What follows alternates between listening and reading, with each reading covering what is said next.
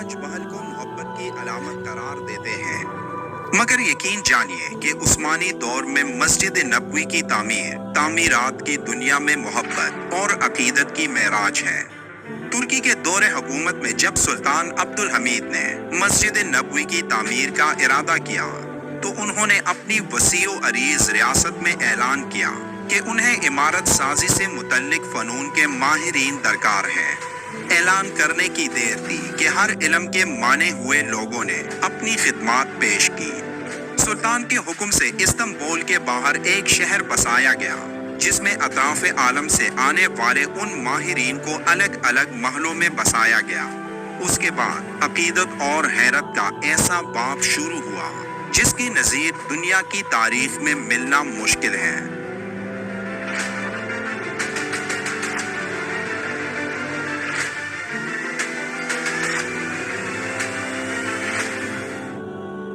खलीफे वक्त, जो दुनिया का सबसे बड़ा फरमारवा था, शहर में आया और हर शोबे के माहिर को ताकीद की कि अपने ज़हीन तरीन बच्चे को अपना फन उस तरह सिखाए कि उसे यकता और बेमिसाल कर दे। उस दौरान तुर्क हुकूमत उस बच्चे को हाफिज़े कुरान और शहसवार बनाएगी। दुनिया की तारीख का ये अजीब व गरीब मंसूबा कई साल जारी रहा और बिलाखिर 25 साल बाद नौजवानों की ऐसी जमात तैयार हुई जो ना सिर्फ अपने शोबे में माहिर थे, बल्कि हर शख्स हाफिज़े कुरान और बाअमल मुसलमान भी था। ये लगभग 500 लोग थे। उस दौरान तुर्कों ने पत्थरों की नए कानें दरियाफ्त की, जंगलों से लकड़ियां कटवाए, तख्ते हासिल किए गए और शीशे का सामान पहुंचाया गया। ये सारा सामान नबी करीम के मुकद्दस शहर मदीना मुनव्वरा पहुंचाया गया।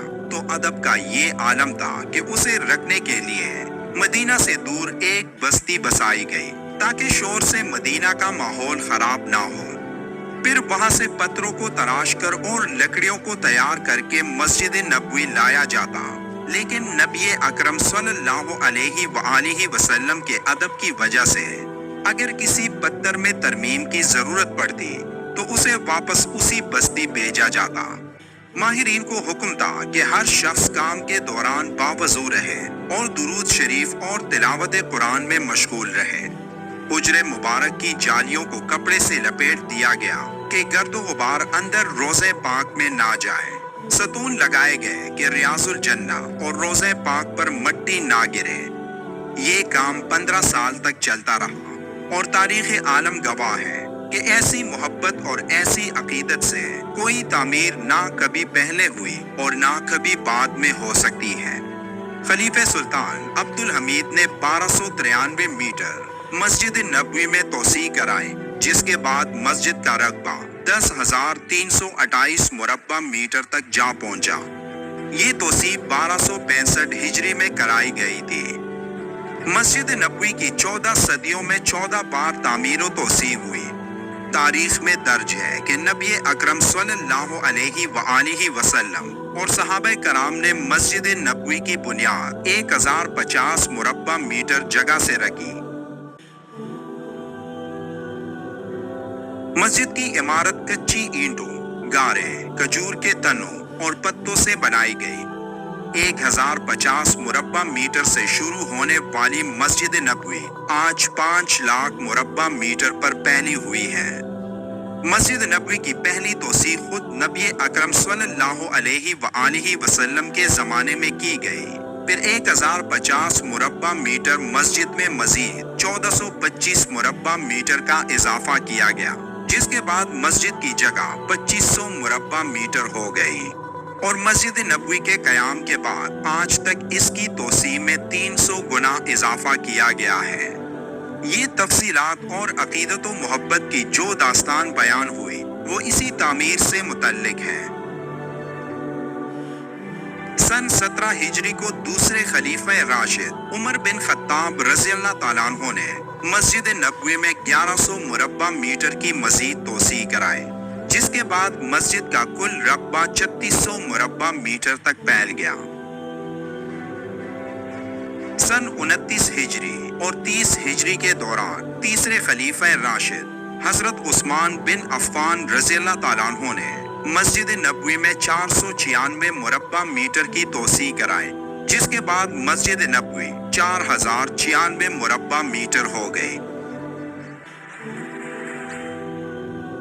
اموی دور حکومت میں خلیفہ ولید بن عبد المالک نے 88 ہجری تا 91 ہجری میں 2369 مربع میٹر کی جگہ مسجد نبوی میں شامل کرائی، جس کے بعد مسجد کا احاطہ 6465 مربع میٹر ہو گیا۔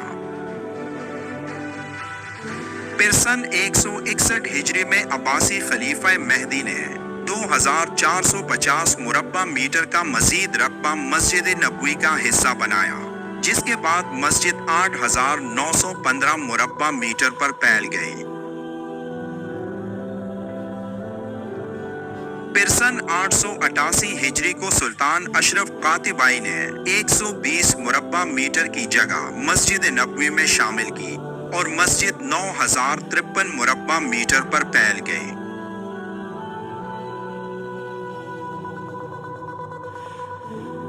عثمانی خلیفہ سلطان عبد الحمید نے 1293 میٹر مسجد نبوی میں توسیع کرائی، جس کے بعد مسجد کا رقبہ 1328 مربع میٹر تک جا پہنچا، اور یہ توسیع 1265 ہجری میں کرائی گئی تھی، اور یہ تفصیلات اور عقیدت و محبت کی جو داستان بیان ہوئی وہ اسی تعمیر سے متعلق ہے۔ حضرت سہل بن حنیف فرماتے ہیں کہ آن حضرت صلی اللہ علیہ وآلہ وسلم نے اپنے ہاتھ مبارک سے مدینہ منورہ کی طرف اشارہ کر کے فرمایا کہ یہ حرم ہے اور امن کی جگہ ہے۔ آپ صلی اللہ علیہ وآلہ وسلم نے فرمایا کہ مدینہ خیر و برکت کی جگہ ہے۔ پھر آپ صلی اللہ علیہ وآلہ وسلم نے فرمایا مدینہ کے راستوں پر فرشتے مقرر ہیں، اس میں نہ طاعون اور نہ ہی دجال داخل ہو سکتا ہے۔ شہر مدینہ کی فضیلت پر اور بھی بہت سی احادیث موجود ہیں، اور یہی وجہ ہے کہ سلطنت کو مضبوط کرنے والے سلطان عبد الحمید نے حجاز ریلوے کے نام سے ایک عظیم منصوبہ شروع کیا، اور جب سلطان عبد الحمید مدینہ منورہ ریلوے اسٹیشن کا افتتاح کرنے پہنچے تو اس وقت فضا حیرت میں ڈوب گئی۔ جب افتتاحی تقریب میں شریک سلطان نے دیکھا کہ انجن بہت شور کر رہا تھا تو اسی وقت سلطان کا چہرہ غصے سے لال ہو گیا۔ وہ پتھر اٹھا کر انجن کو مارنے لگے اور کہا کہ میرے نبی کے شہر میں تمہاری اتنی آواز۔ آج تقریباً 100 سال گزرنے کے بعد بھی جو انجن اس وقت بند کیا گیا تھا وہ آج بھی مدینہ منورہ کے ترکی اسٹیشن پر کھڑا ہے، جو آج بھی ترکوں کی آقائے دو جہاں سے والہانہ محبت، عشق اور ادب کی گواہی دے رہا ہے۔